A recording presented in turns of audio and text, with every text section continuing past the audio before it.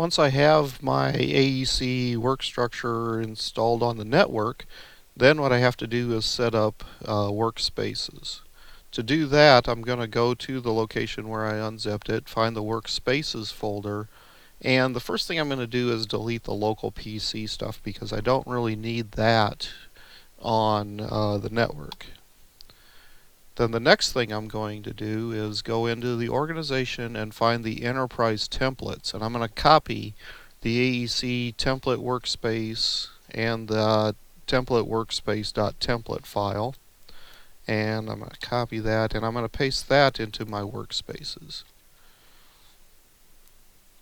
And once I have it here, I can then rename the template file to .cfg.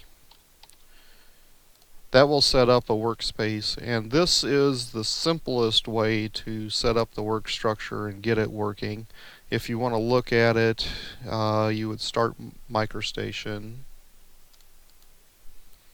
and then you could look at your workspaces. See, now under custom configuration I have this AEC template workspace, and I have two work sets in here. So the next thing I'll show you how to rename the workspace and set up work sets.